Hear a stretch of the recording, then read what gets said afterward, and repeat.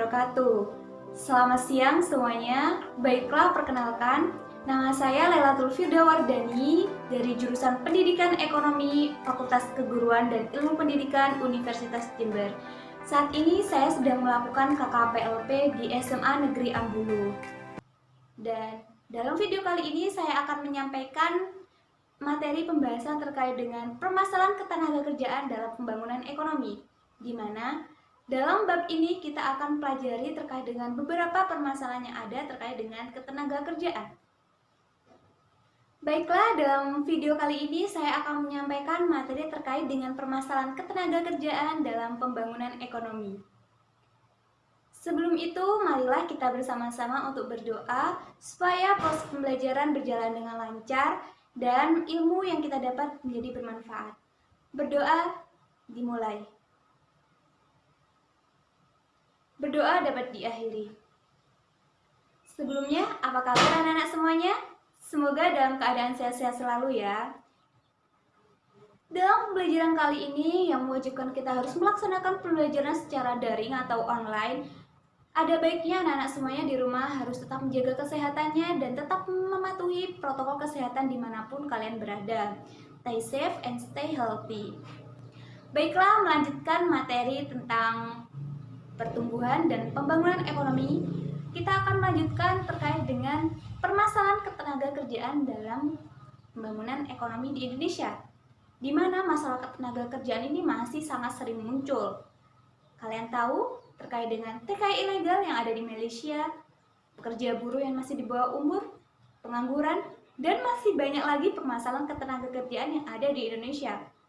Mengapa sih permasalahan ketenagakerjaan masih sering muncul di Indonesia? Lalu, bagaimana kualitas ketenagakerjaan di Indonesia sendiri? Dalam bab ini kita akan membahas terkait dengan permasalahan ketenagakerjaan di Indonesia, dan dalam bab ini kita akan membahas terkait dengan 3 subbagian pokok, yaitu terkait dengan apa itu ketenagakerjaan, yang kedua yaitu terkait dengan apa saja permasalahan ketenagakerjaan di Indonesia, dan yang ketiga yaitu sistem upah atau pemberian upah di Indonesia. Baiklah, adapun tujuan pembelajaran kita pada pagi hari ini yaitu yang pertama, setelah membaca materi, diharapkan peserta didik mampu mengindustrikan terkait dengan konsep ketenagakerjaan dan jenis-jenis tenaga kerja yang ada di Indonesia.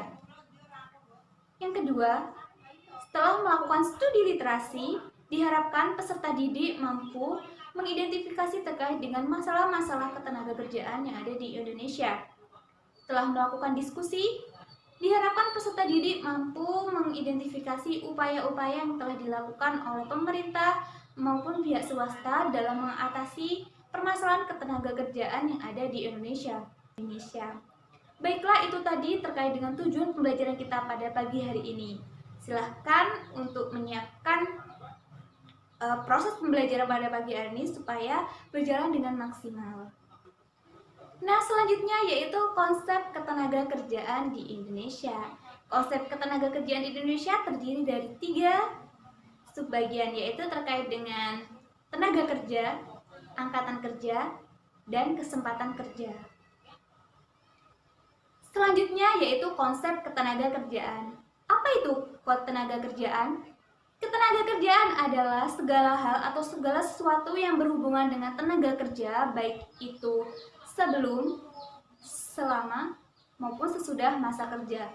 Sebelum masa kerja ini berkaitan dengan hal-hal seperti open recruitment, lowongan pekerjaan, dan hal-hal lainnya yang berhubungan sebelum melakukan masa kerja. Dan yang kedua yaitu selama masa kerja, dalam artian pada waktu bekerja, seperti pengupahan, perlindungan, dan pengawasan pekerjaan, dan lain-lain sebagainya. Adapun sesudah masa kerja adalah hal-hal yang berkaitan dengan sesudah kita menyelesaikan pekerjaan atau sesudah masa bekerja, seperti tunjangan hari tua, dan lain-lain. Baiklah, itu tadi konsep ketenagakerjaan. Selanjutnya kita akan mempelajari terkait dengan tenaga kerja, angkatan kerja, dan kesempatan. Selanjutnya yaitu tenaga kerja. Apa itu tenaga kerja? Menurut Undang-Undang Republik Indonesia Nomor 13 Tahun 2003 terkait dengan pengertian tenaga kerja. Tenaga kerja adalah setiap orang yang mampu melakukan pekerjaan guna menghasilkan barang atau jasa. Dari pengertian tersebut, kita bisa meraih kesimpulan bersama bahwa yang dikatakan tenaga kerja adalah setiap orang yang mampu melakukan pekerjaan guna menghasilkan barang atau jasa. Di Indonesia sendiri banyak sekali terkait dengan jenis-jenis pekerjaan, seperti tukang bakso maupun pegawai negeri. Itu semua merupakan tenaga kerja yang ada di Indonesia. Selanjutnya yaitu terkait dengan angkatan kerja. Angkatan kerja menurut Badan Pusat Statistik yaitu setiap penduduk, baik perempuan maupun laki-laki yang berusia produktif dalam artian usia kerja, antara usia 16 tahun sampai dengan 64 tahun, yang sedang atau mencari pekerjaan. Namun, ada klasifikasi terkait dengan bukan angkatan kerja. Apa itu bukan angkatan kerja? Bukan angkatan kerja merupakan bagian dari tenaga kerja, namun tidak atau sedang mencari pekerjaan. Dalam artian hal ini seperti setiap orang atau semua orang yang sedang mengurus rumah tangga dan seorang yang sedang menempuh pendidikan. Itu merupakan bukan angkatan kerja. Nah, selanjutnya yaitu terkait dengan kesempatan kerja. Dalam ilmu ekonomi, kesempatan kerja diartikan sebagai peluang atau keadaan yang menunjukkan ketersediaan lapangan pekerjaan dengan kuantitas tertentu, dengan kuantitas dan kualifikasi tertentu. Nah, permasalahan ketenagakerjaan juga berkaitan dengan jumlah penduduk. Penduduk di Indonesia menduduki peringkat terbanyak keempat setelah negara Amerika Serikat. Tentu hal itu juga menjadi penyebab permasalahan ketenagakerjaan yang ada di Indonesia, yaitu pengangguran. Selanjutnya, dalam analisis ekonomi juga perlu untuk mengetahui terkait dengan tingkat partisipasi angkatan kerja dalam usia penduduk. Nah, bagaimana cara menghitungnya? Rumus untuk perhitungan partisipasi angkatan kerja yaitu TPAK sama dengan angkatan kerja dibagi dengan penduduk berusia di atas 15 tahun dikali dengan 100%. Dan yang kedua yaitu rumus untuk mencari tingkat kesempatan kerja atau biasa disebut dengan TKK. Bagaimana rumus perhitungannya?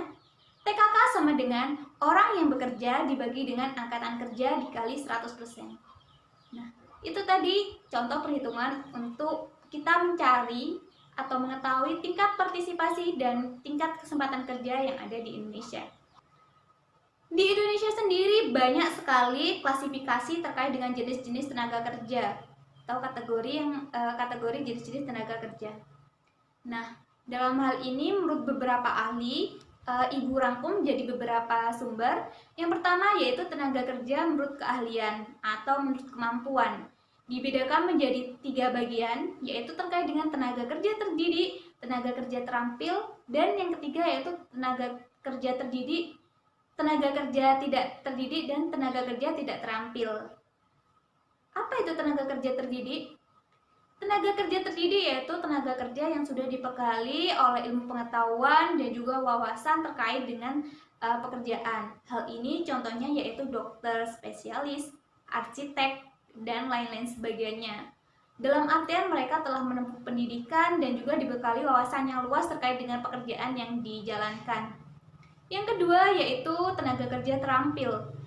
Artinya tenaga kerja ini bisa saja tidak mengenyam pendidikan, namun mereka mempunyai skill atau kemampuan atau keahlian di bidangnya, yaitu contohnya supir bus dan juga musisi. Supir bus dan musisi harus mempunyai keahlian khusus yang harus dimiliki, seperti kemampuan untuk menyetir, dan kemampuan untuk bernyanyi. Hal itu harus mempunyai bakat khusus. Nah, kemudian apa itu tenaga kerja tidak terampil dan tenaga kerja tidak terdidik?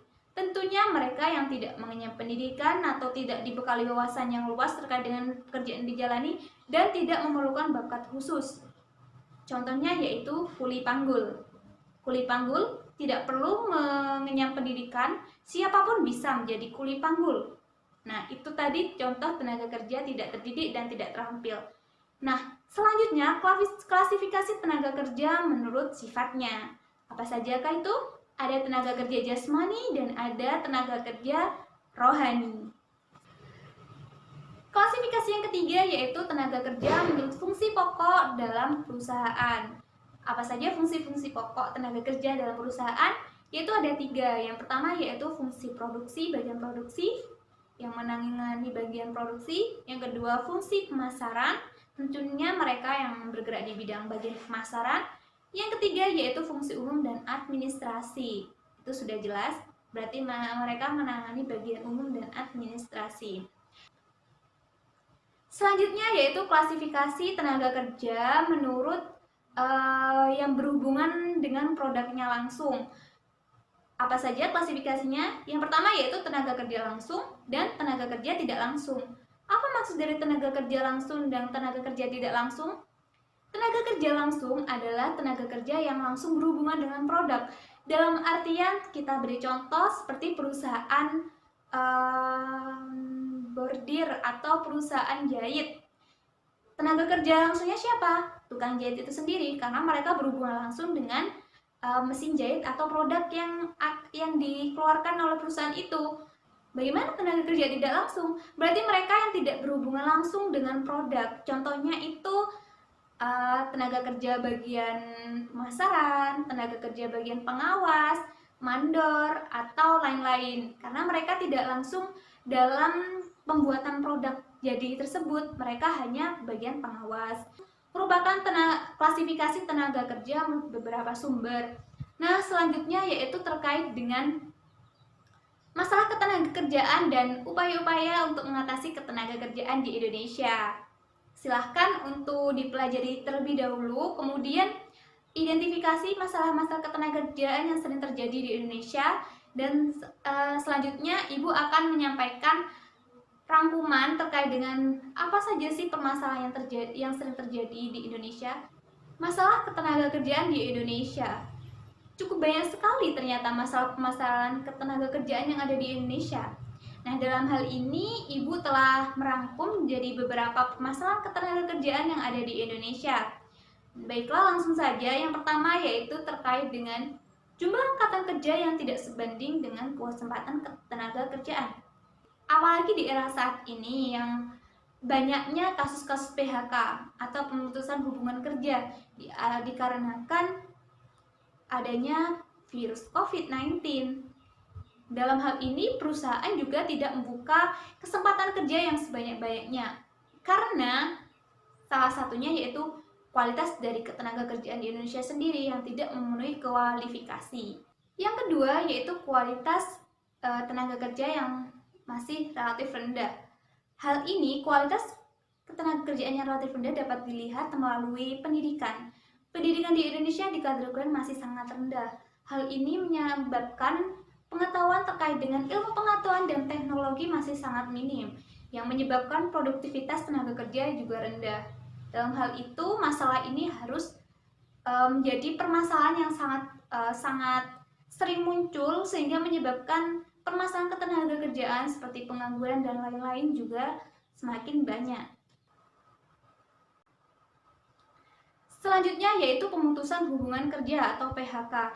Saat ini di Indonesia sedang maraknya terjadinya kasus PHK atau pemutusan hubungan kerja oleh perusahaan-perusahaan besar. Nah, diakibatkan karena adanya pandemi yang menuntut perusahaan tersebut harus mengurangi jumlah tenaga kerja yang ada di Indonesia, yang ada di perusahaannya. Tentu hal ini juga menyebabkan permasalahan ketenaga kerja yang di Indonesia sendiri, di mana akan meningkatnya pengangguran. Lalu bagaimana solusi atau upaya untuk mengatasi permasalahan ketenagakerjaan yang ada di Indonesia? Baiklah, dalam hal ini saya mau rangkum dari beberapa sumber terkait dengan upaya untuk meningkatkan kualitas tenaga kerja dan upaya untuk mengurangi permasalahan ketenagakerjaan di Indonesia baik dari pemerintahan maupun pihak swasta. Nah, yang pertama yaitu upaya untuk meningkatkan kualitas ketenagakerjaan yang ada di Indonesia. Apakah saja itu? Yang pertama yaitu meningkatkan kualitas pendidikan. Tentu, pendidikan di sini yaitu nomor satu. Pendidikan dalam artian mereka meningkatkan wawasan, kemampuan, baik soft skill maupun hard skill. Dari pendidikan mereka bisa berkarakter dan membentuk pribadi yang siap untuk melakukan pekerjaan. Jadi pendidikan sangat penting sekali. Untuk itu kualitas pendidikan harus diutamakan untuk meningkatkan kualitas tenaga kerja yang ada di Indonesia.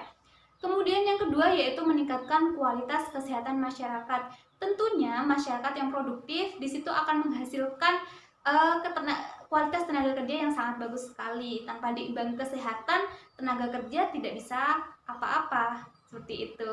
Selanjutnya yaitu menyelenggarakan program pemagangan. Program pemagangan ini sangat baik sekali untuk dijalankan baik dari pemerintahan maupun pihak swasta perusahaan. Karena program pemagangan ini merupakan bentuk dari pengenalan perusahaan baik instansi maupun pemerintahan kepada tenaga kerja untuk mengenal terlebih dahulu dari lingkungan pekerjaan dan wawasan tenaga kerja dan bekerja di suatu perusahaan tersebut. Selanjutnya yaitu terkait dengan mengembangkan Balai Latihan Kerja atau BLK secara optimal. Di Indonesia sendiri setiap daerah sudah ada BLK atau Balai Latihan Kerja. Itu sangat bagus sekali karena mereka dibentuk emang dididik untuk mempunyai skill dan juga pengetahuan, wawasan untuk siap bekerja.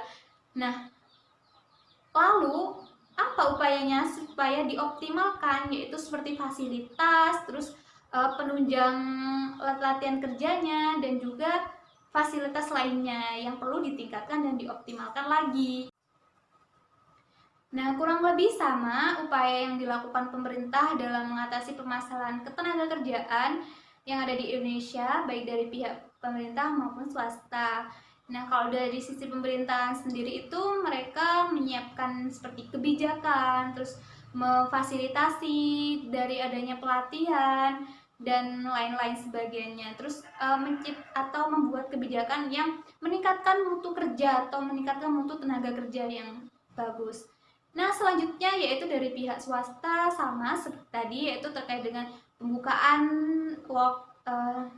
pembukaan pemagangan atau internship, terus kemudian bekerja sama dengan instansi pendidikan, jadi bisa membuat kerjasama terkait dengan pengenalan, baik pengenalan perusahaan, tenaga kerja, dan lain-lain sebagainya. Nah, itu tadi anak-anak terkait dengan upaya peningkatan pengatasan permasalahan ketenagakerjaan di Indonesia.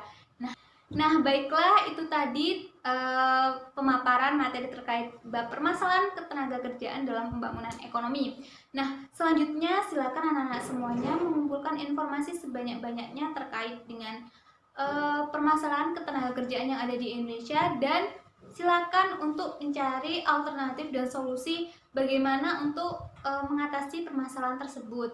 Nah, tugas mandiri silakan untuk membuat rangkuman terkait dengan keterkaitan antara permasalahan ketenagakerjaan dengan pembangunan ekonomi di Indonesia.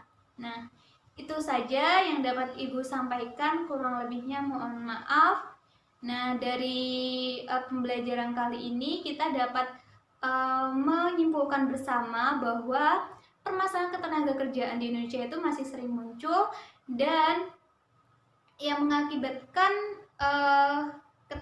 dan kualitas ketenagakerjaan di Indonesia sendiri masih relatif rendah. Hal itu juga harus diupayakan baik dari sisi pemerintahan maupun pihak swasta untuk membuka pelatihan, workshop, pemagangan, dan internship lainnya. Jadi sangat bagus sekali untuk mengurangi angka permasalahan ketenagakerjaan yang ada di Indonesia. Nah, baiklah, itu tadi yang dapat Ibu sampaikan dan Ibu simpulkan bersama kalian. Selanjutnya jangan lupa untuk mempelajari terkait dengan pengangguran, karena itu termasuk dari permasalahan ketenagakerjaan di Indonesia. Silakan dipelajari terkait dengan apa itu pengangguran, jenis-jenis pengangguran, dan lain-lain sebagainya. Jangan lupa dikerjakan tugas mandirinya Cukup sekian yang Ibu sampaikan, kurang lebihnya mohon maaf. Tetap jaga kesehatannya dan semangat belajar. Sebelumnya mari kita berdoa terlebih dahulu. Terima kasih. Berdoa mulai. Berdoa dapat diakhiri. Sekian yang dapat Ibu sampaikan. Terima kasih banyak anak-anak semuanya. Wassalamualaikum warahmatullahi wabarakatuh. Sampai jumpa pertemuan selanjutnya.